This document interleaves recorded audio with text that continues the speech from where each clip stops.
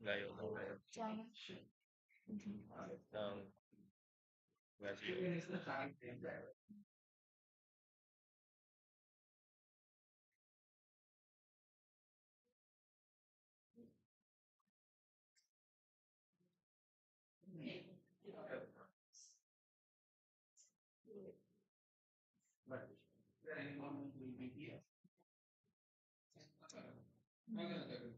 有。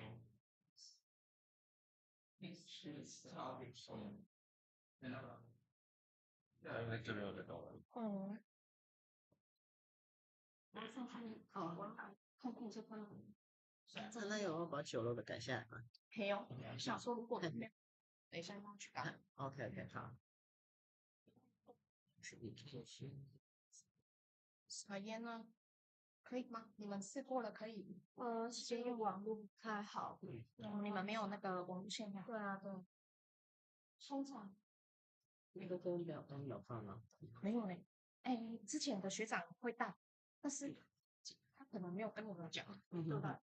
你们没有一个那个工作包吗？我们工作包没有。哦，对，没关系，那你们下次记得带。对，可是阿伯你就跟我这一条。对。我们其实是差不多的啦。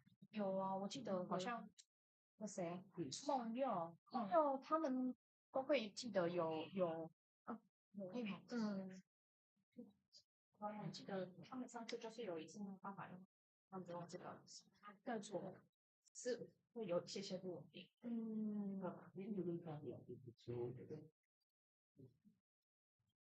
有，这个有那个，没有，是这个哎，这样。嗯，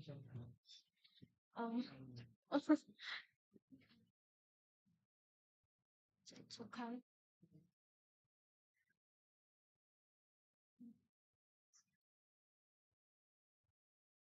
重餐呢？是这个还是这个？这个没有，这个是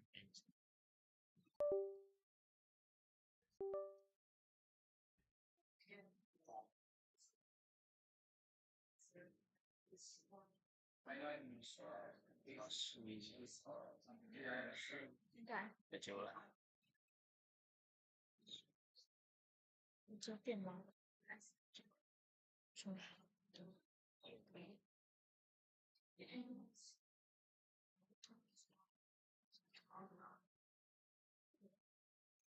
哎，我靠，这个。嗯，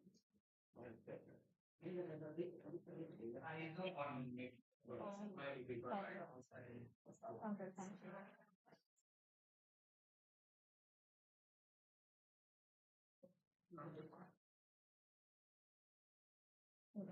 嗯，行。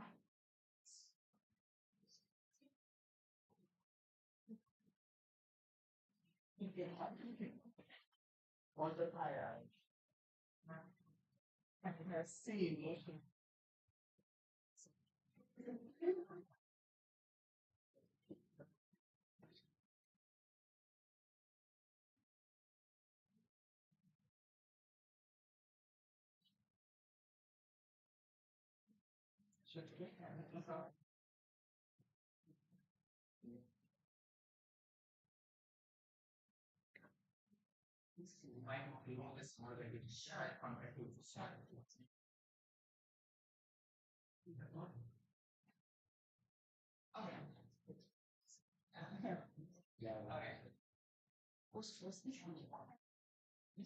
那还 OK 吗？可以了。对啊。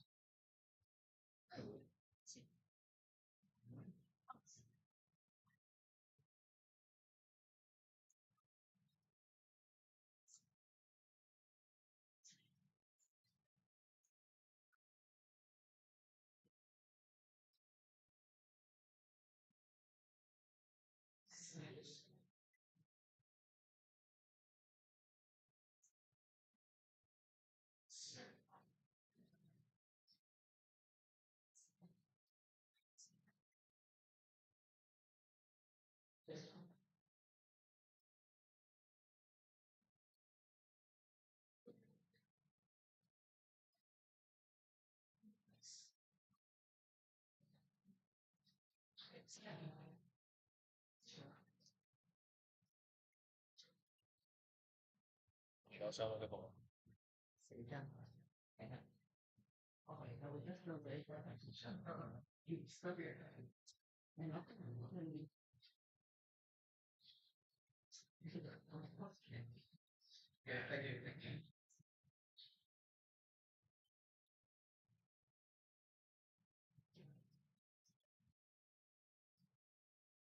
等下那个介绍完之后，我就新会的时间里，然后再看看需要帮你这样子啊。啊，我 OK，你就帮我搜一下。好。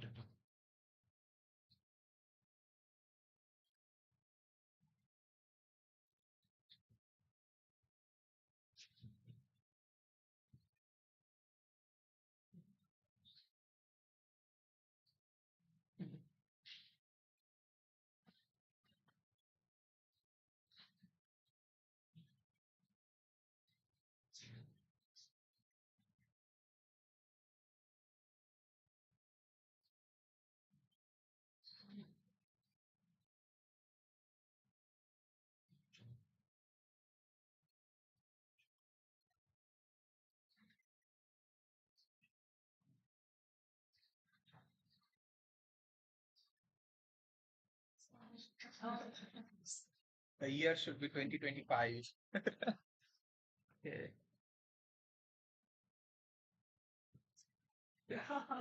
Oh, my bad. I know, no, no. I'm still living in 2024. It's very confusing.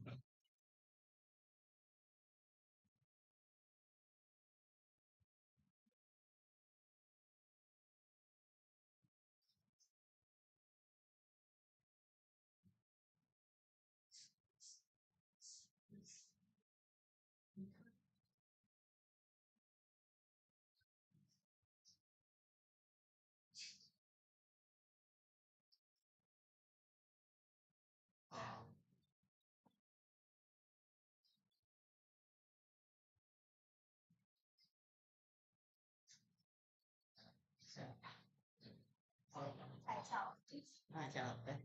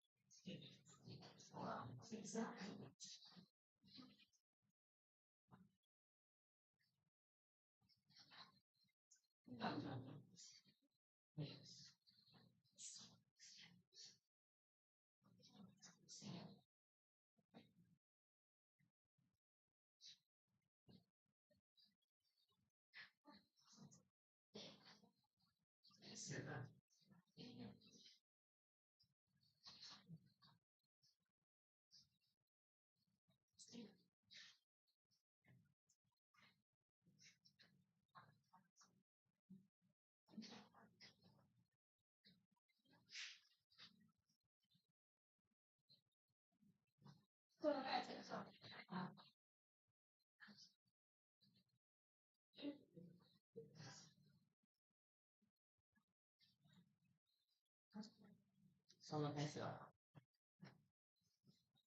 大家好，我们今天呢邀请了两个非常喜欢听的希腊的片子啊，那其实这个印度安迪也，我看得早啊，那个希腊安迪的大录取这里在我先谈到这个话呀，那个刚刚两次他是专场是在斯图里，当时在这里非常的。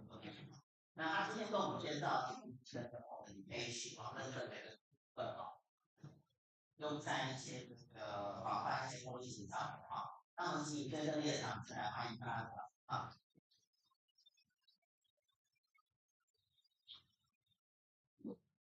Oh, I think I have one.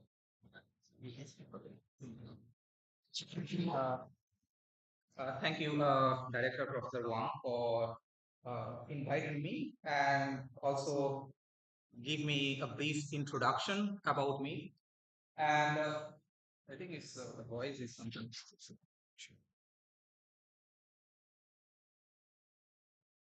Hello, hello. Anyway.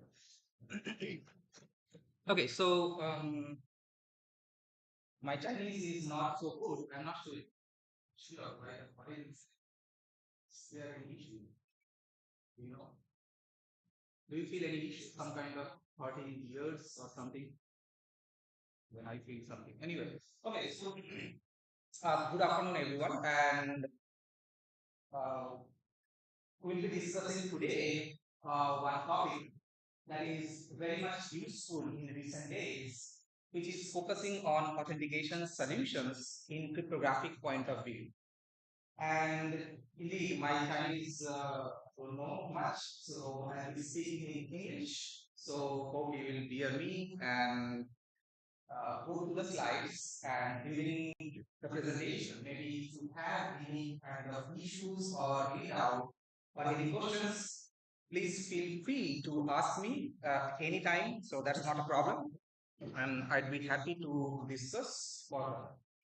Okay, so today the presentation topic, or I'll be talking on this particular uh, topic, that is exploring authentication solutions. And in this particular solution, emphasizing fingerprinting the security keys to avoid device cloning threats in remote data access. So in this talk, we are mainly highlighting about before to access data, how we can authenticate ourselves, that is, and the user, how user can be authenticated uniquely with having the concept that we can still resist this device cloning threats. Okay, so this is the top details over. I think we have already this overview, so I'm just leaving this part. And in this particular talk, I'll be discussing briefly first about our lab, the cryptography side, like what kind of works we do, or what kind of research focus in recent years for our lab. And then I'll be discussing on these cybersecurity aspects, indeed the authentication point of view. And then we'll explore the factor-based authentication, followed by the scope of improvements, and some of those authentication solutions. And then I'll conclude this talk by highlighting these post-quantum cryptographic aspects in user authentication context, and some small summaries for this talk. Okay, so let's get started. And so this is our lab overview, like research in current years. Indeed, again, this is the cryptography side. We also have some small team who are working on AI machine learning security. But since the today's talk is on authentication, so the security on the cryptography side. So basically, what we do in our lab, we are trying to design, or we aim to design some cryptographic primitives, for example, like data encryptions, digital signatures, sign encryptions. So those are cryptographic techniques or the protocols or the algorithm that we are going to design for some applications. The applications could be any different applications, but at this moment we are only focusing on IoT security, edge computing, edge or the cloud computing, or main data networking, and some portion of the blockchain security, where we are mainly highlighting how to design the protocol that can match this kind of technologies, and we can use those protocols in real environment. So while we are discussing about data encryption, signature and sign encryptions, we mainly highlight the concept like how to design those algorithms. There must be some kind of techniques, right? Or some kind of cryptographic techniques should be there. And our lab mainly in past years focused on IPC and CLC. Yeah, mainly like hybrid based cryptography. Maybe some of you know that this is some kind of public key techniques and certificate based cryptography. And this is also we have started with some post quantum solutions. Mainly we are focusing on lattice based cryptography, which is LBC. And very few works like schemes are based on like ABC, attribute based cryptography. Okay, so that is our current focus in the segment of applied cryptography. I think this is very simple and you can get the idea. So if you are undergraduate, you are in future, you can possibly they can choose small topics based on their interest. Okay. Okay. So now coming to today's topic, that is we have discussed that we are going to discuss some authentication solutions, and these solutions are based on different factors. Some basic ideas about this factor-based authentication, mainly highlighting about the smart card issues and some past histories and some news. Okay, so recent days we have seen there are many different cyber different days. So then they have from internet. So it's not my news. So we can find out some kind of information in internet, and I have also provided some links so we can easily access those. Okay, so some coming to the incident, so we can find out in this year, like January, we have a couple of information or some couple of links they have mentioned, like for example, like here, thousands of credit card stolen in Green Bay Packers store breach. So in this particular, what is it? On this news, they are trying to find out, like, for example, like how or why the hackers are able to collect some data, the users' information. Those users' information could be any kind of things which is actually required during authentication. For example, user name, for example, user password, or for example, user smart card information, address, and so on. And it was found, identified by American football team Green Bay Packers. Similarly, in the same month, like January 2025, uh, cannabis also identified like companies, they have identified that customers' ID information are being hacked by attackers. Now, what is this IDs? IDs are typically getting stored in the smart card data. Similarly, some other information also you can find out in Toronto Zoo. So the information is very interesting that most go to zoo. They know the purpose, right? So they just buy the tickets using credit cards or some kind of credit cards, whatever, like the smart cards, and they issue the tickets by showing by deducting the money from those cards. So during this kind of authentication, also some data have been breached, and those data may be highlighted as like here. Not sure whether it is visible to last pages, but here it says that data exposed includes first and last names, street address, last 4 digits of credit card data. Okay, so this kind of information have been compromised in this particular this zoo, and this news also came in month of February this year, 2025. So this is another kind of attacks while you are actually performing smart card based payments. At the time, you have to touch your card to the machine, and machine will interact with you remotely with your server and deduct the money in a basic overview. We'll also see later on that details. And during this interaction, maybe we need to put some kind of personal information or like last 4 digits of credit cards or some kind of information. So those are being is possible compromised and we also get. Similarly, another information also we found like the work from news in Vietnam. So here you can see Vietnam-based trade actor has been using 2 0 days in warehouse management. So what are doing? Again, the same thing, the smart card data you are actually capturing, and then you are selling those information. So here, the main focus was like some attacker, they capture those information and they sell other customers. Okay. So that kind of supply chain attacks also came in the picture in February 2025. Okay, so similarly, here we can find out more other information. For example, I think some of you already know this kind of physical key, or it is known as some kind of hardware security module, HSM, and this company is very well known, Ubico.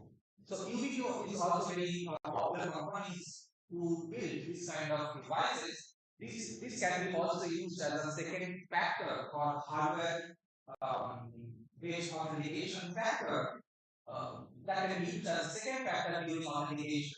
And also, we found some kind of vulnerabilities, and this was also published maybe in France and Spain. This information in 2024 month 9. Okay. So similarly, it's not like only outside of Taiwan, it is also inside of Taiwan. Inside Taiwan it is possible, and also we found some vulnerabilities here. Like as per Focus Taiwan, daily cyber attacks on Taiwan government doubled in 2024. Okay. Also, like Taiwan targeted by 15,000 attacks per second. I cannot validate these things. You can find in the newspaper. So basically, what we are actually trying to capture from these news, that means like when you are touching my card in the machine, or we are interacting with the server remotely, during that time, it is possible that someone can capture my data. Now, those data are being actually transferred from from sender to the receiver, and during this transmission, it is possible that someone can capture, and also it is possible that someone can sell here, just like this. Someone can sell also, and means it is possible that users' information can be compromised. The first one, and the second one would be money loss, right? Maybe some people can pay the money out from your bank accounts and so on. So these are currently very much like high in recent days um, for monetary purposes. So if you extract all those names, then you can find out the major or the backbone or the main key highlighting attack is known as card skimming.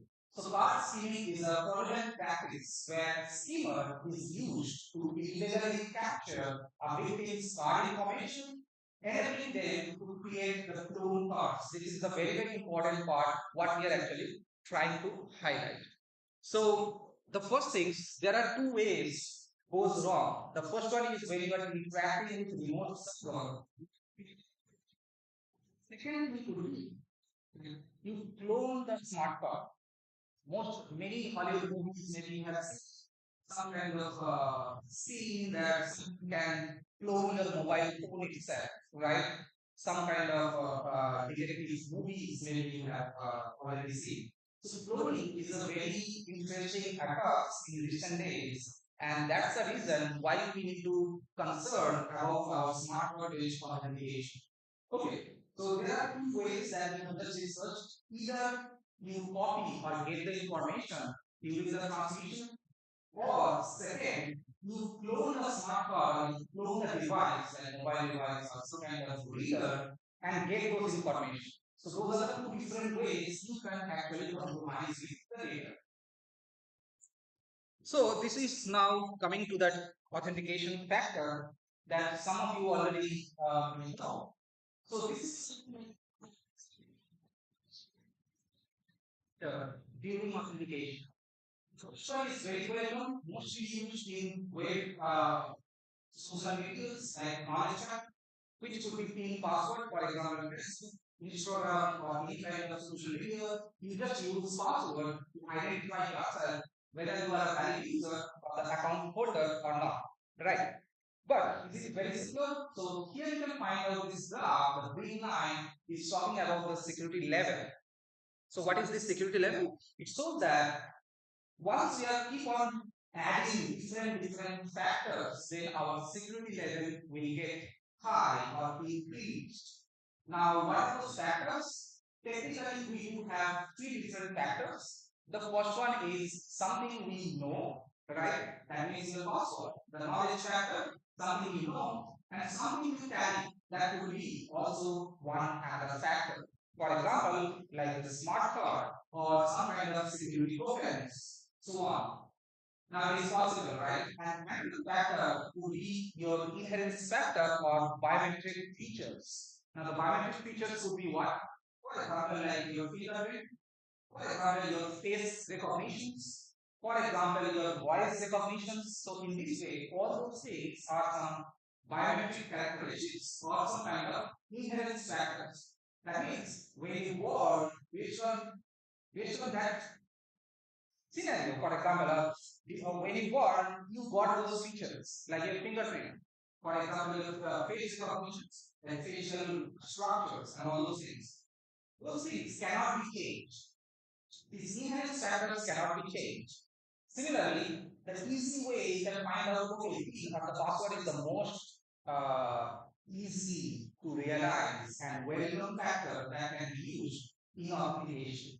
Right. Now, what is authentication? I did not discuss the definition. I hope you know. Authentication is the process, the way how you are verifying a user is my correct or valid user in my system. So the process is known as authentication, right? And in that process, you can use the password to verify, just like your Facebook I just said, right? Now the second one would be like your ATM applications. For example, you go to ATM machine to withdraw money. So what you need to do, you just need to insert the card and you need to give the PIN or the password, right? So those information collectively can be considered as authentication factor, right? The password as well as the possession factors like the smart card. So this is something which is known as much more higher security notion compared to a single factor. Now, since we have three different factors, we may have different combinations: smart card plus biometric or smart card with password. But out of these particular two variants, we may use these things mostly because it is most useful and easy way to realize. And the important part why it is mostly used, the reason is that password you can change at any moment. But you cannot change your biometric at any moment. What does it mean? You have only 10 fingers, right? So if 10 fingers or the 10 biometric samples actually compromised, then you don't have any way to add one more factors. But password, as long as like you want or as many times you want, you can change, right? So it is possible you can keep changing those particular passwords over the time period. But factor, these event factors cannot be changed after 10 times, like 10 different fingers. So I'm assuming all of you have 10 fingers, right? Okay, so this is the two-factor authentication. Now, when we're talking about the much more or the highest level authentication factor, like authentication, it is known as three-factor authentication. Why it is called three? These are the factors, and these are the three. That means you need to insert the smart card into a machine. You need to give your password as well as you need to give the biometric fingerprint or face recognition or voice commands and so on. Okay, so this is like your three-factor authentication.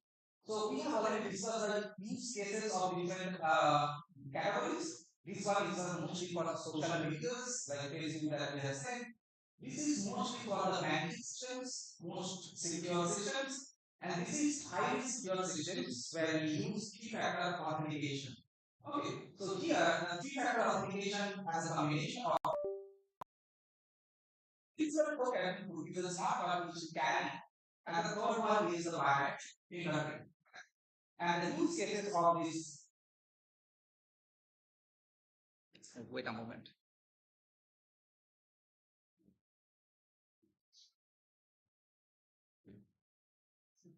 Okay.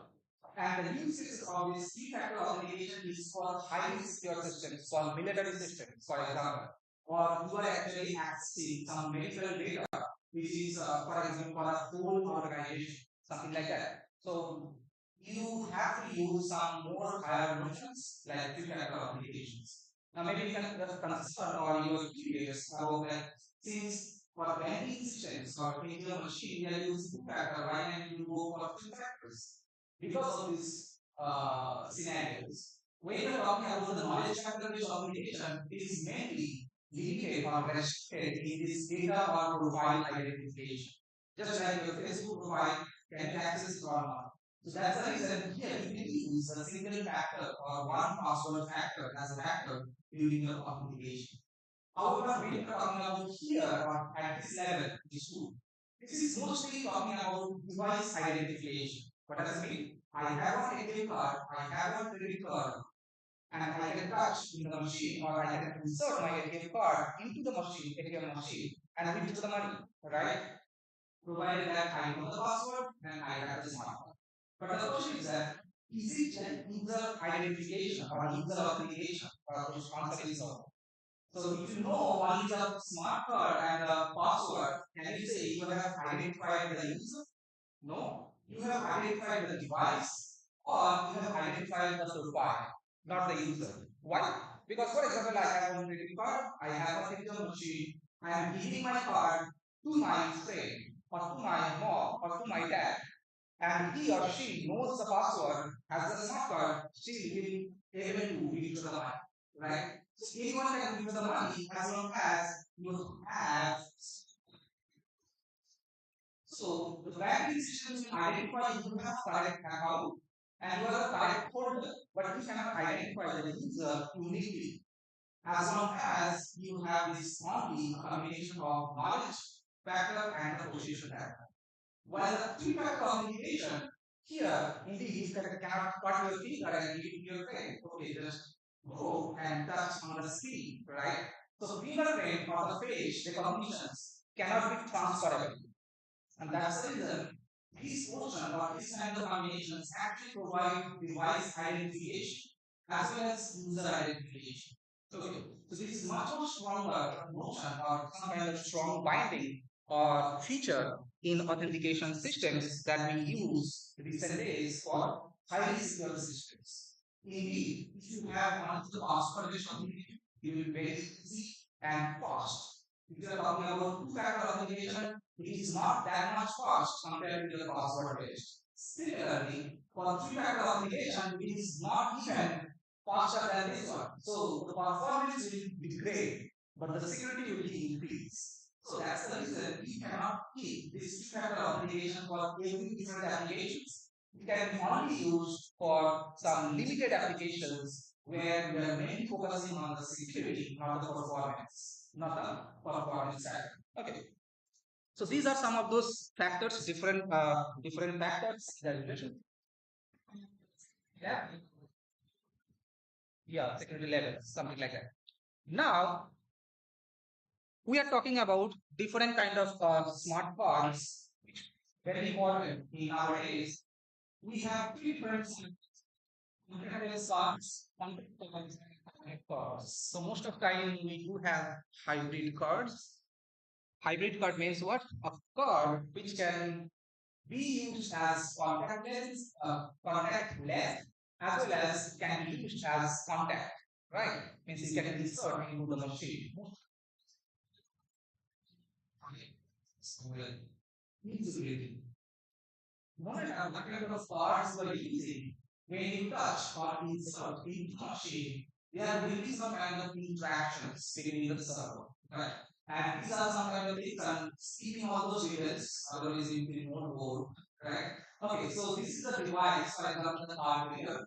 Card reader should have some kind of driver, source manager, and some kind of user interface which you can read the smart card and exchange data with the server or the banking server or any kind of server based on the type of this card. If it is ATM card, it will be banking server. If it is IPOS, then maybe some kind of IPOS server and so on. So our focus is not to identify the server. Our main purpose is mainly exchanging the data in which way or what manner you are exchanging the data. That matters for us, right? So is it secure or not? So that we can find out that in last, for example, 10 years ago, there was no problem, but in recent years, like last 2 years, this kind of communications, although they found as secure, someone can clone those information, smart card information, or someone can copy those transactions and save later on to get the system access. So that is a very big problem in recent days. For example, this one simple picture, which tells like how to provide device loading error. For example, a user inserts this part into the machine, and then if this machine is actually interacting with the server, and there is one attacker who is just beside you. Okay, it's not like hidden or something is not in the place. They're just beside you or nearby area. They are actually located. And this user is actually sending some kind of frequency wave through which it can capture or it can clone those smart cards. So what does it mean? Now, at this moment, this user does not have any physical smart card. Perfect. But this user has a cloned smart card. What does it mean, the clone smart card? It means that all the smart card data which is already stored in the smart card is now being available to the user or to the attacker. And it is already proven, and I hope some of you from the security students, like they know this conference is very, very important and for us, very useful, very popular flagship conference. So, Bond et al. They presented in that 2014 that device cloning is possible. Device cloning and possible, and they also show how to scheme or how to clone the smart card. Okay, anyway, so if we are assuming that smart card data is clonable, you can copy that, not copy, it is clone exactly mimicking the card, then how to protect the authentication? So that's a very huge question for the critical questions for us. So if we consider that cloning is possible, either physically, we have to capture the data, let's say card, or clone, then how can we provide some kind of safety?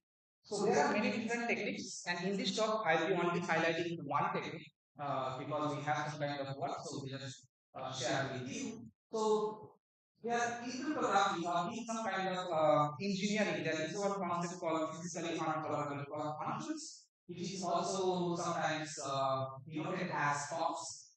These POPs are some kind of hardware circuit which will send some kind of information uniquely. Okay, in the next slide I will introduce this definition. But if you consider this is some kind of hardware circuit which is installed, which can be installed or can be integrated inside the smart card, and this particular function will give you some random information which is not software based information. What does it mean? For example, this smart card has installed or has some kind of security keys, software data, a digital data, right? So that's the reason if you copy those data, that means you have also the same information. But now if I integrate those functions inside the smart card, what does it mean? Even when you copy my data, that is the software data, and this is the hardware safety. Sorry, this is the hardware safety. So you can copy, but you cannot generate that random information, which is possible by using POPs. Okay, so this kind of things I can use or we can use in cryptography to make our authentication scheme even more secure. Right? So this is the basic definition, not definition like overview. So forget about all those complex data. You can just consider like these complex. So you can just consider really design ICs in phone or some kind of devices, different ICs, right? At a time, it has some random characteristics, right? Based on those random characteristics, we can have this POP. So POP is not one hash functions. Okay, cryptographic secure random number generator. It's not hash functions, it's not random number generator, or not even message authentication or MAC. So it is something which is highly coupled with ICs.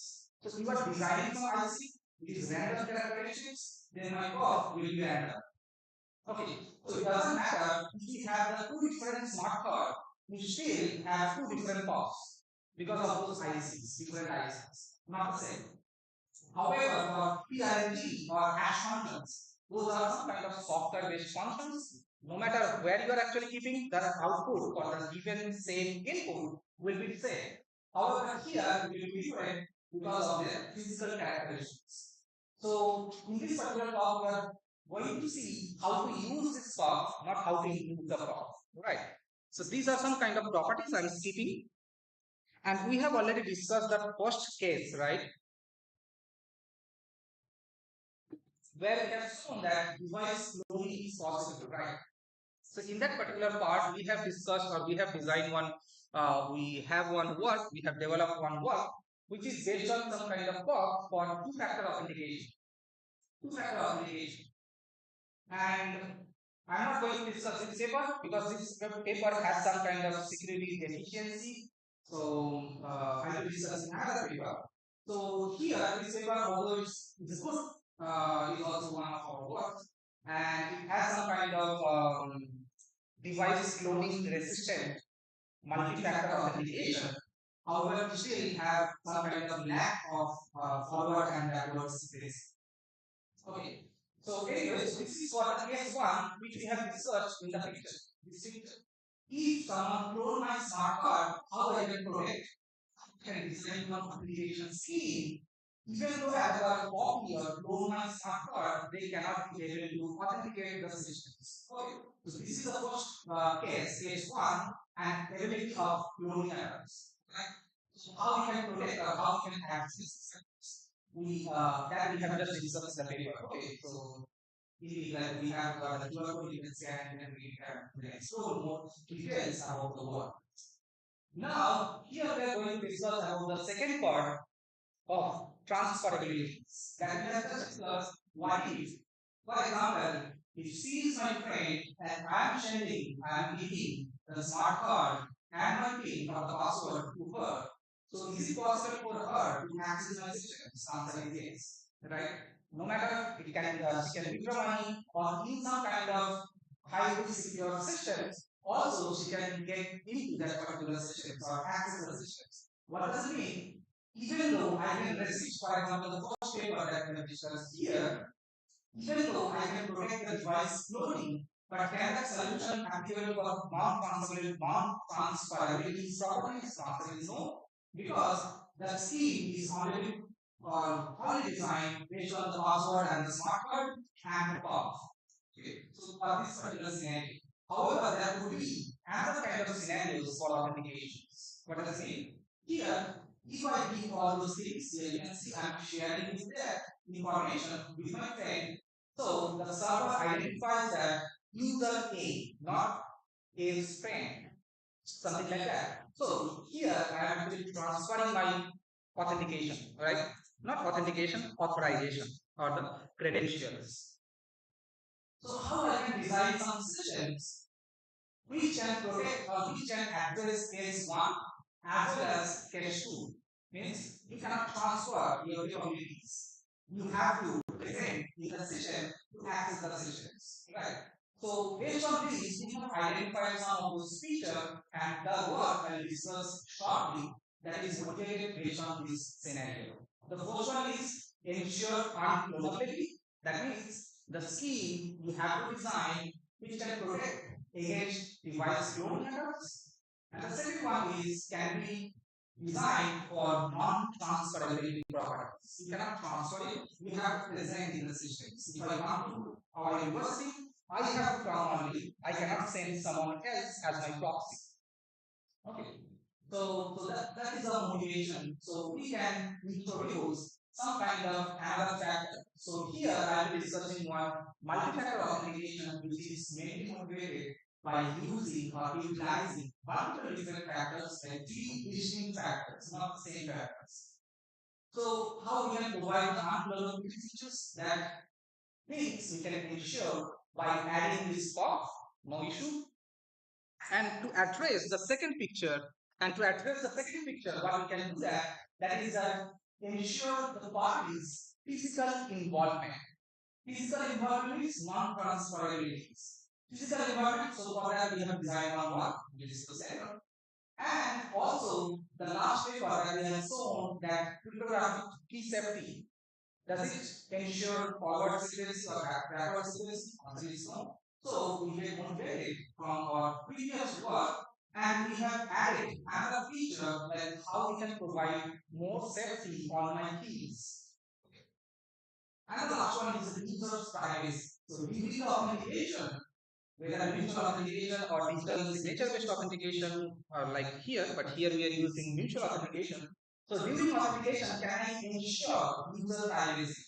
So user privacy in cryptographic scenario, we can define in two ways. So the first one is unlinkabilities property, and the second one is untraceable communications. So this is our main feature. This one should be the key motivation for designing some work.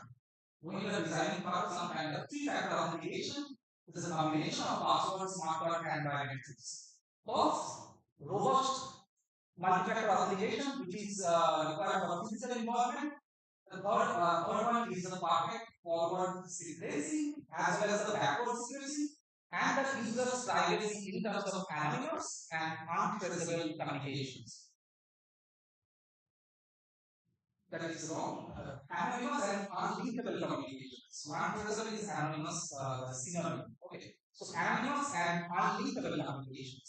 So that is our key motivations for the work that we are going to discuss or introduce. And this is some kind of highlight. So now I'm going to discuss or introduce one work which was published in 2023 in one conference. And this work actually highlighting all those motivations and also reflecting all those features in that particular scheme, which is known as robust three-factor language authentications based on extended character maps for portable resource constrained devices. So in this work, actually, we have ensured multiple different security features.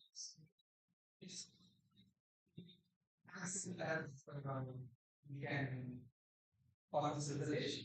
So these are the kind of security features, and these are some kind of sure. Authentications. For example, user anonymous, mutual authentication, present agreements, and all those things. Like for example, retail accounts and the middle accounts, or even you are storing or you are actually compromising with smart card or the biometric can be still ensure the safety or not.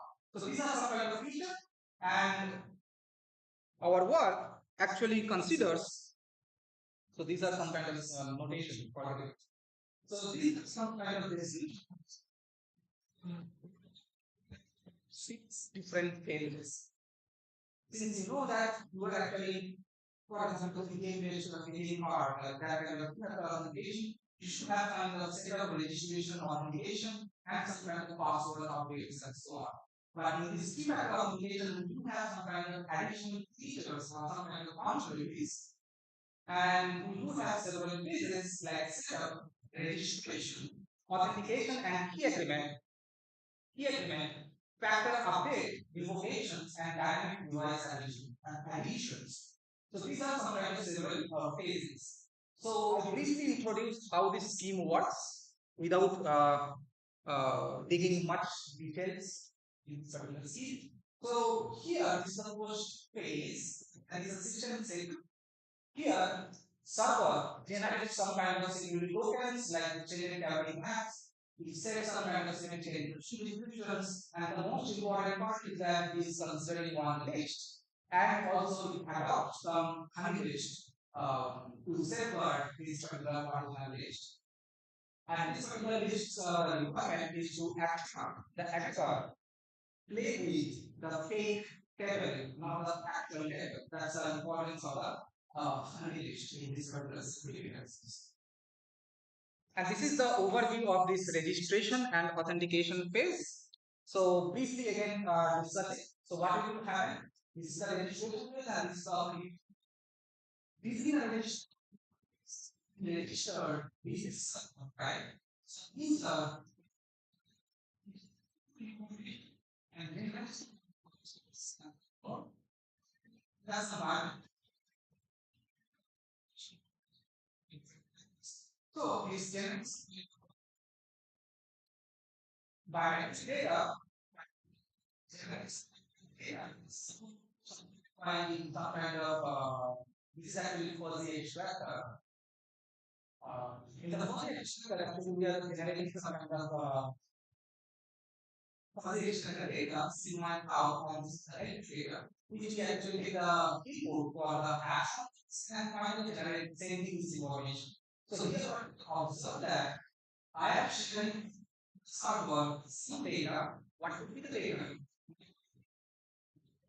Because it is a you should have to tell what is my ID. But I'm not sharing any password and biometric in plain text form or clear text form. What does it mean? I am actually interacting with server. I'm sending who I am, but I'm not telling what is the password, and I'm also telling what is my biometric data in plain text. I'm processing those data into some other format, and the reason is that I'm not sure server in future can be compromised by that. So, you know the biometric, we have said we have only 10 fingers, right? We consider fingerprint based biometric, right? So, still I can protect it, I can generate some different biometric information like this KFB, that is a future value, and this future value I can generate based on passwords and the biometric data. Now here we are performing some security encryption and decryption, and finally the server is sending the smart card, the physical smart card, which shows some particular information and back to this particular user. Back to this user. So now user has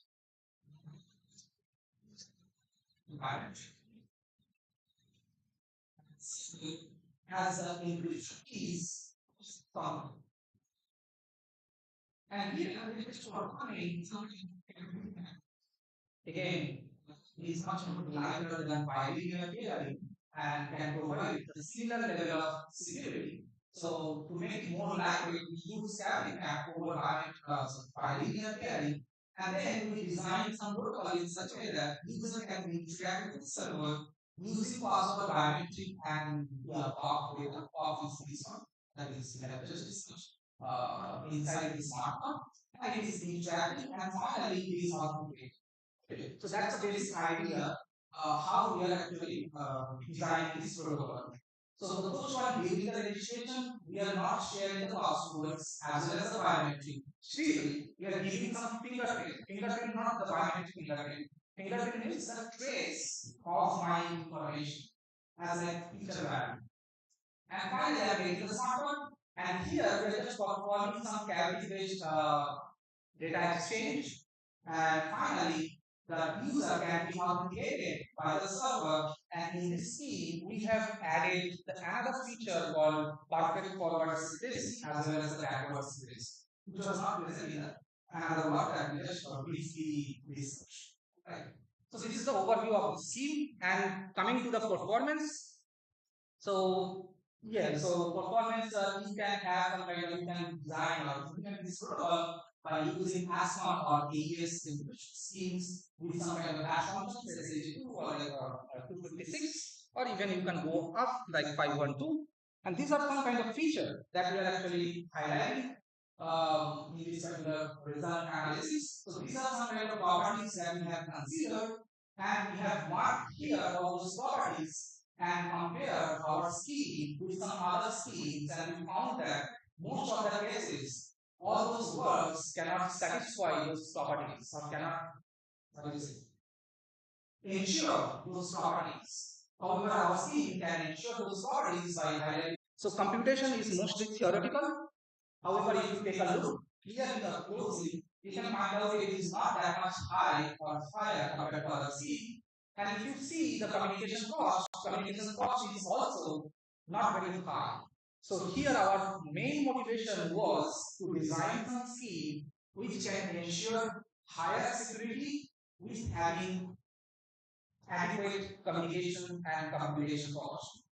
Right. So that was our main highlighted contribution in this particular work. And these are the compared work that we have mentioned here. Okay. So this is just basic overview of the results that we have received based on that work. Okay. The multi-factor authentication using password, biometric as well as smart card. Okay, so that's the brief introduction about the work. And since the talk we have discussed about the post-quantum aspect of the authentication, So now we'll give a brief overview of post-quantum cryptography, that advent of post-quantum cryptography, what is the worldwide initiatives, and how we can think of some kind of quantum resistant authentication solution in the context of QA. Okay, so as you know, some of you already, or many of you, all of you, so our secret or the keys will not be safe in future. It is expected that whatever the keys we have in us, someone can compromise, and who is the someone, that attacker who has the quantum capabilities or the quantum computing capabilities, they may able to compromise our key.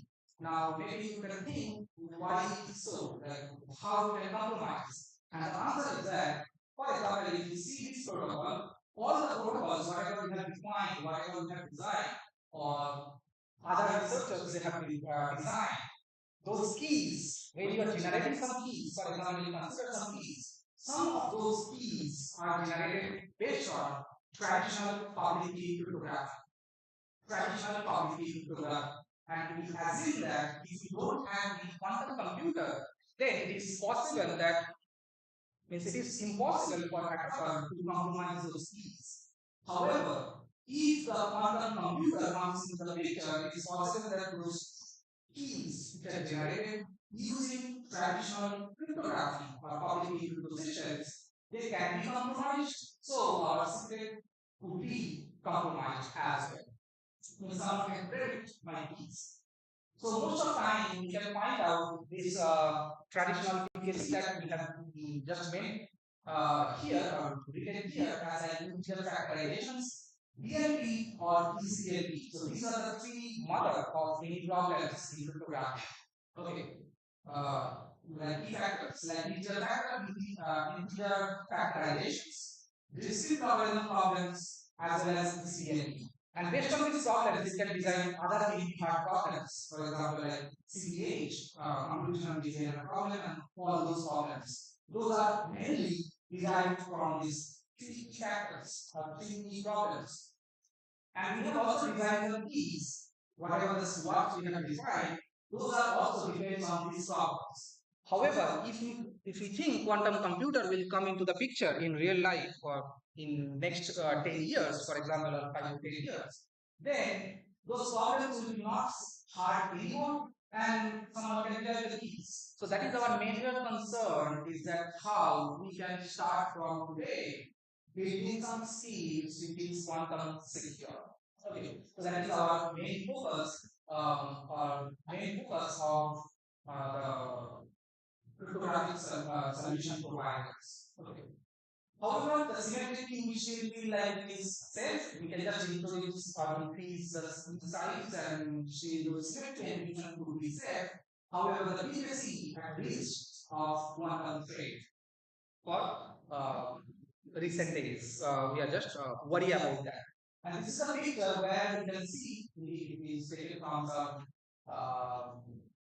Eureka websites in 2024. So this particular picture shows that what are the different initiatives by countries and what is their initiative utilized to design some quantum resistant solutions or quantum analysis or quantum computing, all related to quantum segments. So it is expected that the market would be 1.6 billion USD by 2040. And this is some kind of different segments that we can see. And if you see clearly, these are the key countries who have spent most of the money in designing some quantum analysis, designing some solutions against quantum related to the quantum. So here you can find out UK 4.3 billion USD, US English 4.9 billion, China is also there, like 15 billion as per the data, and Taiwan is also here for 318 million USD for having this kind of analysis. So from this picture, what you can expect, that is most of the countries have spent lots of money to make the future communication as secure. Alright.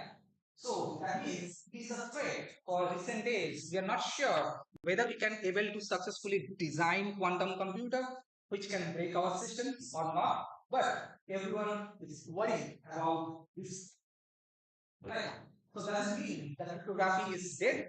The answer is no, because most of the schemes that we have just discussed based on integer factorization, discrete logarithm problem or elliptic or discrete logarithm, those key pattern using you still have some other PQC techniques. It's under those are known as core-based cryptosystems, lattice-based cryptosystems, and multivariate or multivariate quadratic equation-based cryptosystems. So these that can still able to what is it? Able to resist quantum attack. So as of the scenario. And these are those techniques that we can accept, we can use for this designing secure multi-factor authentication solutions. The hash-based cryptosystems and lattice-based cryptosystems. What are the other issues? Rest was specifically designed for encryption or data confidentiality. We have to use the DMP solutions to be higher. Design those two alternative solutions, that is hash-based cryptosystems, lattice-based cryptosystems for designing the multi-factor authentication schemes. Okay, so how far we are in design phase? So here I just cropped some information. Here you can see that this memorandum outlines that quantum trace is our national important, and we have to consider this from the US side. So US memorandums, and there we have discussed they have discussed much sensitive data we have stored till date, and if quantum threat will come into the future, how much exploit we can expect, how much data breach we can expect. So they have given some kind of national security importance under this and also there are several other government here. We can see this also from your side, like here the Washington schemes. And also we have some kind of another memorandum, but mainly all of them they are talking about how quickly we can adopt the post-quantum techniques using the solution design or during protocol design. Then it will be better for us so that we can add much more steps than attacker. Okay, so I think some of you already know CNSA. So CNSA stands for like Commercial National Security Algorithm Suits. Nice. So CNSA requires those alternatives, quantum resistant solutions compared to your traditional PKs. For example, if you're talking about this is some kind of old versions, 2020, CNSA, so they will be upgraded. Whatever the data we can have some kind of public versions and encryptions, symmetric encryptions. For example, encryptions and encryptions. Encryptions can be used. Alias SHA would be secure, safer, and paradigm shift. We have adopted some other techniques compared to the public techniques. For example, LMS, XMSS, like extended multi-signature schemes, as well as some kind of LMS other schemes. So these are the different segments and their solutions they are provided in CNSA 2.0 segments. So we are expecting that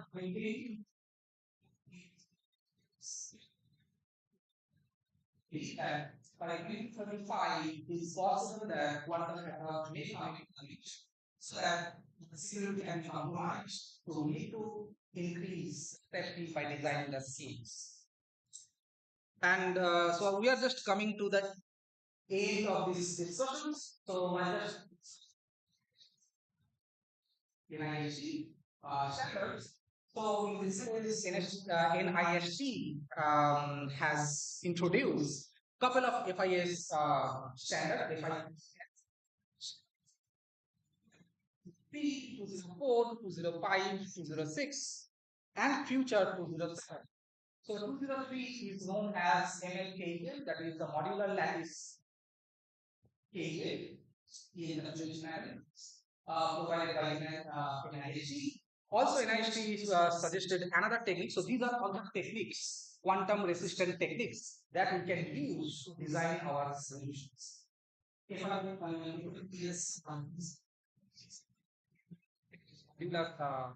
Module lattice based digital signature algorithms, and also some stateless hash based digital signature algorithm.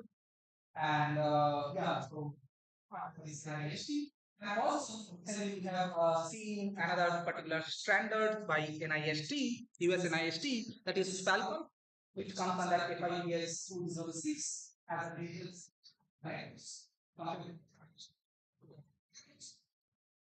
and also we are in a discussion because no one knows that whether NIST has designed multiple different microsystems, but there are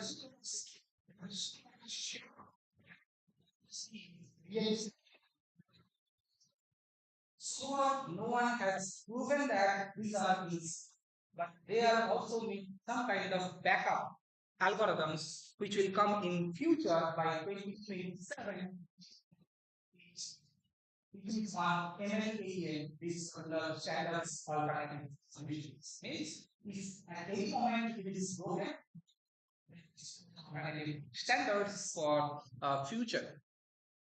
Okay, so these are the some things, and we also do some kind of contribution as PFC domain, and we have some kind of MFA solutions by having those not NIST standard but ISO standards. We share those information.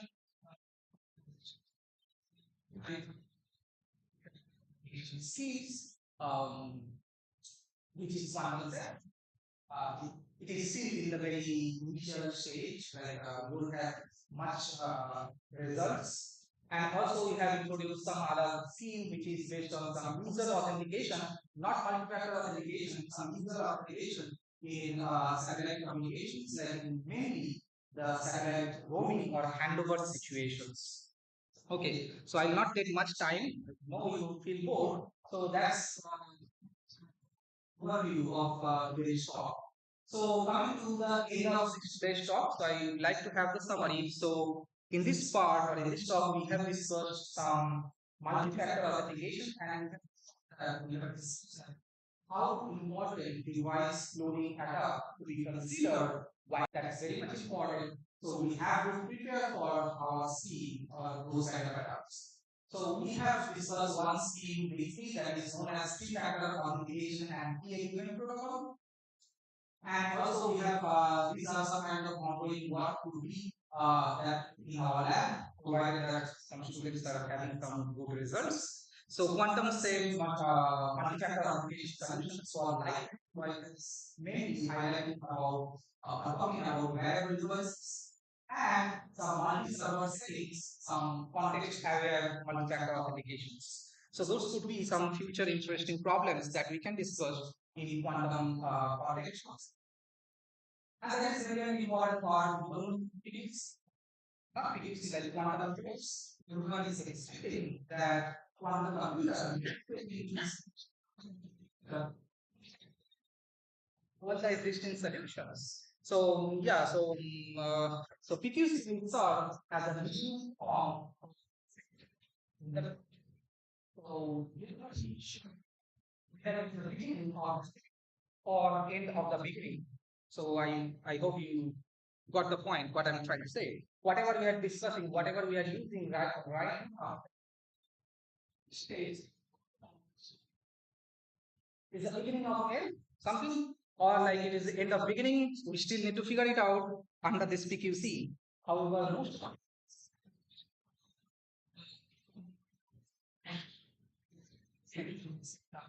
columns as well as the security in most of the cases. So NIST mainly focusing on this LP-based solution as of now.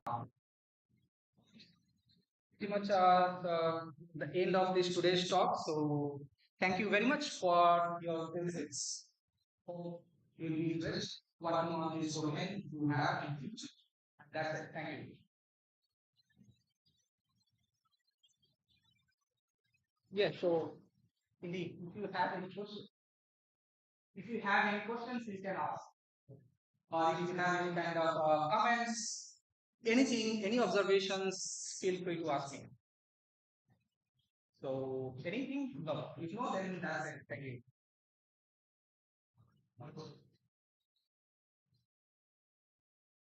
Anything else?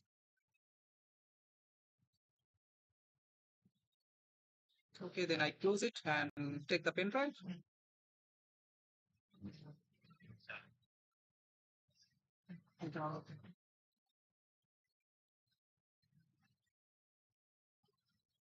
Sorry. Thank you. Welcome. Thank you. Some questions? Sure.